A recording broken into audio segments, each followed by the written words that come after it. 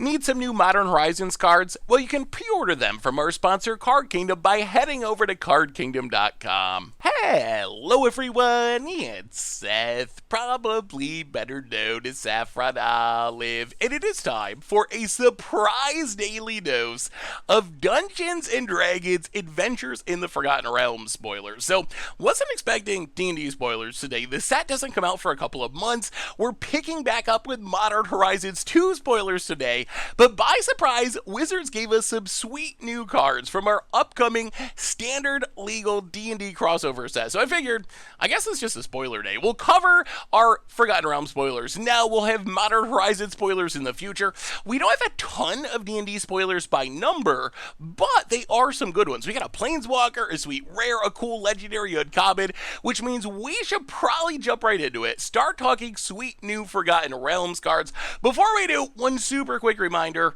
I know a lot about Magic, I do not know a lot about the lore of D&D, so I'm going to be focusing on the Magic implications of these cards. I know some of the characters we're going to talk about are like iconic characters in the D&D multiverse, so if you know more about their flavor, you want to educate me in the comments, go for it, but our focus is not going to be the D&D flavor of these cards, because I just don't know it. It's going to be what they could do in a game of Magic. So anyway, first up today, we have a really interesting new Planeswalker in Lolth Spider Queen. So it starts off looking pretty normal. 5 mana, black Planeswalker, 4 loyalty, 0 ability, you draw a card and lose a life. Okay, pretty good. -3. Create 2 2/1 black spider creature tokens with menace and reach. -8, you get an emblem with whenever an opponent is dealt combat damage by 1 or more creatures you control.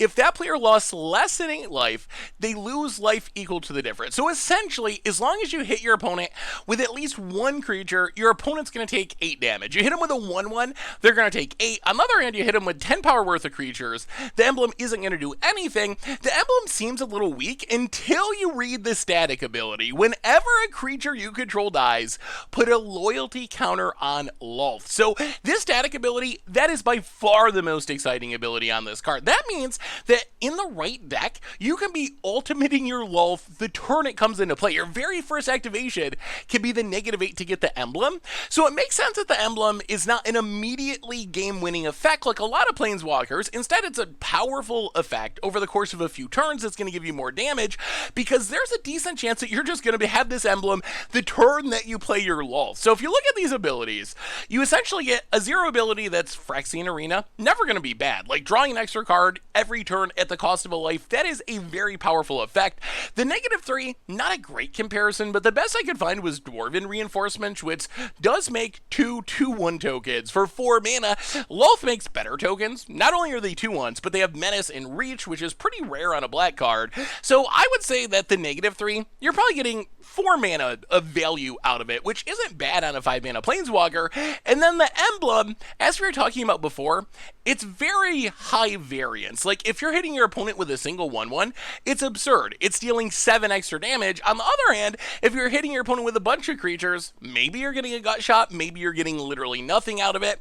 Because of how that emblem works, I think that Lolth is really powerful, but it goes in a pretty narrow subset of decks. I think you either want to be a go wide style deck with a bunch of small creatures to take advantage of the emblem, or a sacrifice deck, which is probably the most obvious home for Lolth. Like in standard, we already have these like sacrifice, hunt for specimens, pest summoning style decks. Lolth seems perfect for these decks. In these decks, it's going to be pretty easy to get like a Woe Strider and a few pests on the battlefield, play your Lolth, sack a few creatures, immediately ultimate, and then like hit your opponent with an eye twitch to deal 8 damage, which is absurd. Plus you get card draw, plus you get tokens, which you can sacrifice, like making the spiders. They're fine on their own, but probably even better if you have cards like Awaken the Blood Avatar to sack them, or Plumb the Forbidden to sack them. So I think that Lolth seems like a really easy addition to standard sacrifice decks. Only question is, it is a 5 mana Planeswalker. Planeswalkers haven't been that powerful in our recent standard, so we'll have to see how that shakes out. But the the way these abilities are, and that static ability, and that ultimate, and the token production, it does seem like a perfect fit for sacrifice style decks. If you go back to older formats like Historic, or even Pioneer, where the sacrifice decks are still pretty popular, I really wonder if Lolth is going to beat out Corvold. Like, Corvold is just such an insanely powerful card that can close out the game so quickly, generate so much value. I almost wonder if Lolth is, like, fair Corvold to some extent. So I think I'm mostly excited about Lolth for standard sacrifice style decks. Also seems to have some potential in Commander. I think in Commander, if you're playing a spider themed deck, you're going to play Lolth. I mean, it's the Spider Queen, so I think you're going to play it for flavor purposes. In Ishkana, in Thantis, in the spider versions of Blacks if you're going that direction. And I think it'll be good in those decks. It's not like some throwaway flavor card that's horrible and you're just playing it because it's on theme. Like, it makes spiders. You get a Phyrexian Arena, which is a very playable card. And then in Commander, when you have a whole bunch of opponents, you can kind of get more value out of that emblem. Like, if you hit each opponent with a 1/1, they're still all going to take 8 damage. So easy inclusion in Spider Tribal. Also seems good in sacrifice decks in Commander as well. If you're playing an Exus deck or a Jury deck or a Corvold deck, it makes tokens. The emblem is fine. The card draw is good. It's going to emblem very quickly. So I think I would try playing it there as well. So Lolth, I really like this card. I don't think this is a busted Planeswalker, but it is incredibly unique. The ability to ultimate so quickly, thanks to that static ability, the combination of token production to defend it, card draw, it does feel like the kind of Planeswalker that can see play in Constructed. Even at 5 mana, I think it is probably limited in the decks that it can go in, but in those decks, those go wide decks, those sacrifice decks, I think that Lolth is actually going to be a really powerful new addition. Next up, we have a rare that I think proves Wizards is trying to troll me with pronunciations. Drizzt Do'Urden, something like that. A new legendary Selesnya rare. So 5 mana, 3/3, legendary elf ranger, has double strike. When it enters a battlefield, you create a Gunnvar, a legendary 4/1 cat creature token with trample, and when a creature dies, if it had a power greater than Drizzt's power, put a number of +1/+1 counters on Drizzt to equal the difference. So essentially by itself, you play this, you're going to get a 3/3 double strike for 5, and you're going to get a 4/1 trampling cat friend to come along with it. That is technically 10 damage you're adding to the battlefield. I know Drizzt's technically only a 3/3, but it hits for 6, so you're getting 6 damage out of Drizzt and a 4/1 cat. That is a lot of power being added to the battlefield for 5 mana, and then if the cat dies, or if other things die, you get to grow your Drizzt. I think the first thing I thought of with Drizzt was Tolsimer. Reminds me a lot of Tolsimer as a 5-drop Selesnya legend that comes into play along with a legendary token. I think Tolsimer probably better at like stabilizing in mid-range and control style decks, while Drizzt is much more aggressive. You're getting a more aggressive token. You're getting a more aggressive creature. Like Tolsimer, it's just a 3/3. Like sure, it fights and gains life and all that stuff. Drizzt though, it's a 3/3 with a double strike that is going to grow throughout the game. So even though these cards look very similar, do a lot of the same things, I think the kind of deck that will want them will be different. Tolsimer is for kind of clogging up the ground, killing something, gaining some life, stabilizing. Drizzt is a card that is going to be attacking your opponent and going face.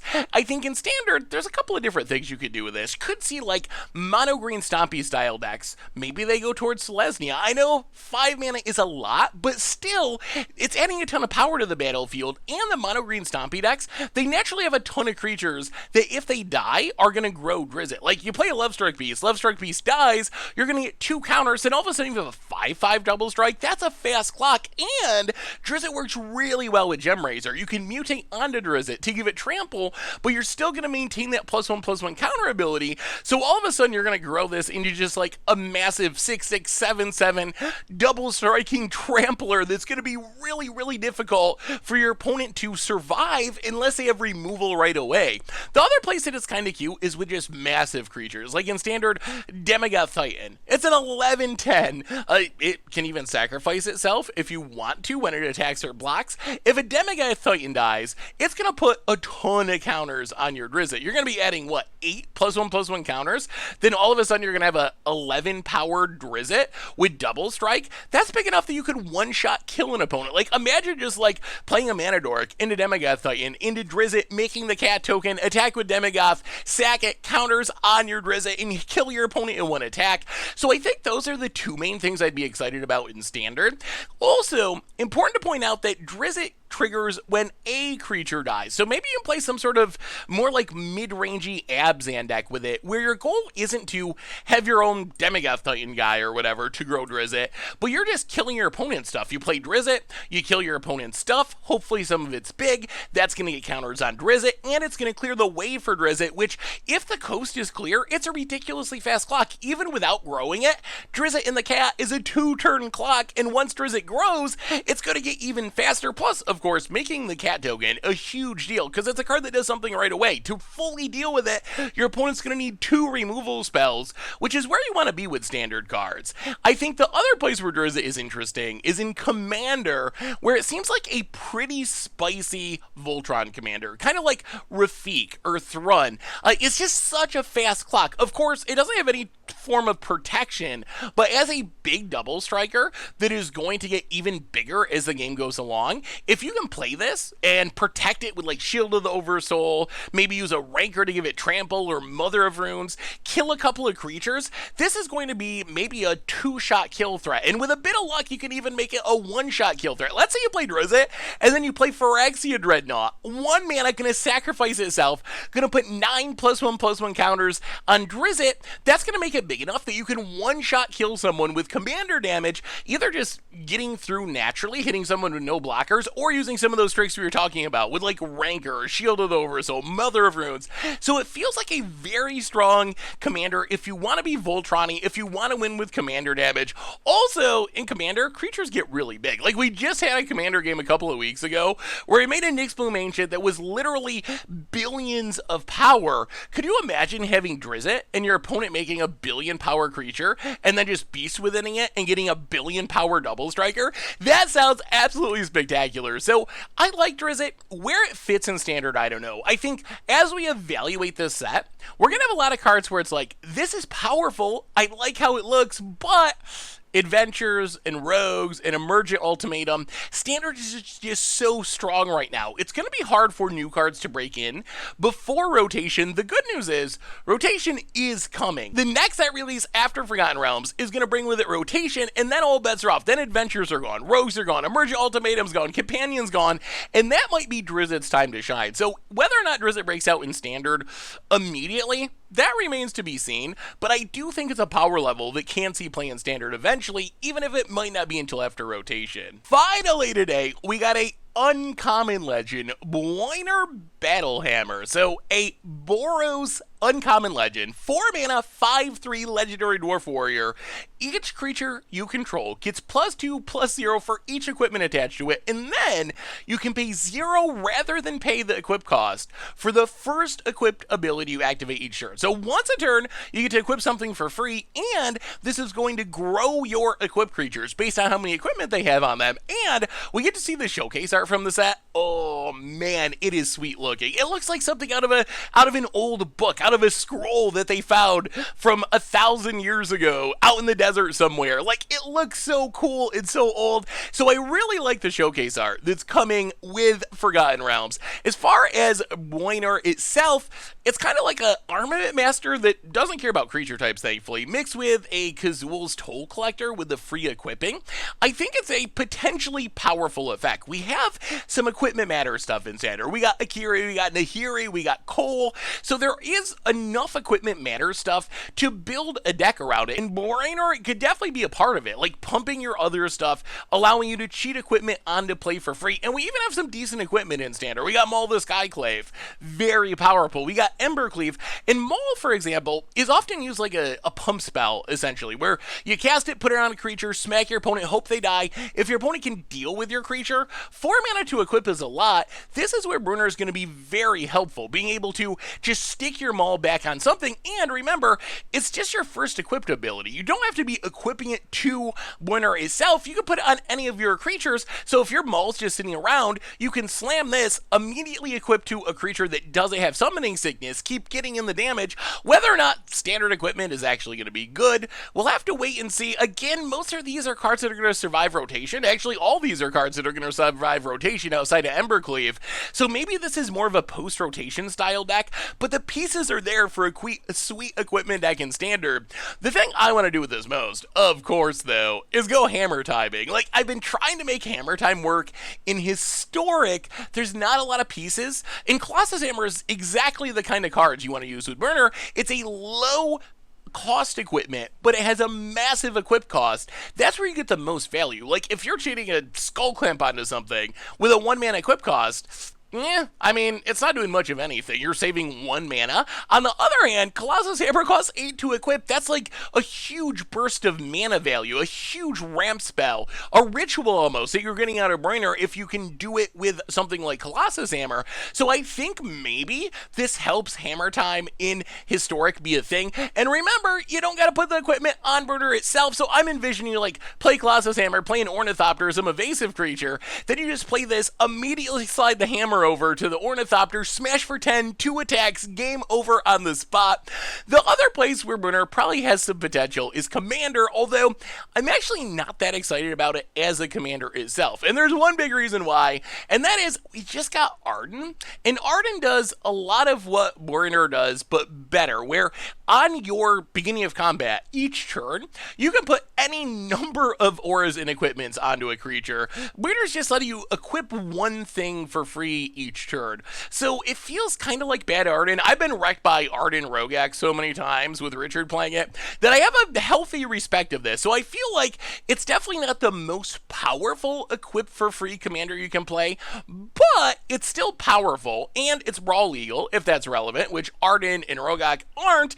And I don't know, Arden I'm legitimately scared of now. If I see it, I'm like, oh no, that's going to kill me. I better take that person out. I don't think I'm going to get that same feeling when a Bruenor hits the battlefield.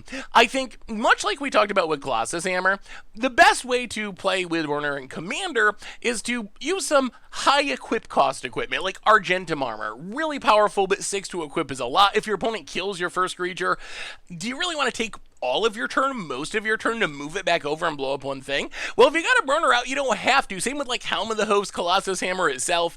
So I think that even though I'm not super excited about playing Bruenor as my commander, if I'm playing a equipment deck that is in the Boros colors, Wylith, Akiri, Cole, Sir Gwyn, I think this is showing up in my 99 every time. I think this is a new auto include. Pumping your equipped creatures is great. Equipping for free is great. Like, it does everything you want to. The only reason I'm skeptical of it being your commander is it feels like bad Arden. So unless you have other reasons to play as your commander, you want to be Dwarf Tribal or Warriors, or you just like the big beard on the card, like, those are legit reasons to play it. But I think just as far as power level, Arden's just a little bit better than Bruenor. But either way, it's a super sweet card. I love the showcase art. I love the abilities. Maybe it's kind of shot in standard after rotation. And I mean, Colossus Hammer, what more could you want than that? So anyway, that brings us to the end of our daily Dungeons & Dragons Heroes of the Forgotten Realm, longest set name in the history of Magic, I believe, spoilers. So let me know what you think of these new cards. What do you think about our new Planeswalker? How good is Lolth? Can that show up in Standard, Commander? Can it break outside of Standard to Pioneer or Historic? Is it for sack decks or go wide decks? What do you want to do with that? What about Drizzt Do'Urden, whose name I'm sure I'm butchering severely? How can you grow that into a one-shot kill threat? Is it like a Tulsimer or something else? What's it going to do in Standard? Can you play it in Commander? How about our new legendary Dwarf Warrior Bruenor Battlehammer? Can an equipment deck actually work in Standard? Can it work now? Do we got to wait until after rotation? Let me know what you think in the comments. Thanks for watching. I hope you all enjoyed it, and I will be back in not too long to talk Modern Horizons 2 spoilers, which are coming up soon. So until then, enjoy the video. Check out Modern Horizon 2 spoilers in a little bit, and I will talk to you soon. Thanks for watching the video. If you enjoyed it, help us out by clicking that like button down below. And to keep up on all the latest and greatest, click that subscribe button. And don't forget to hit that bell icon to get alerts whenever we have new videos. And if you want to, check out some of our other sweet videos here and here.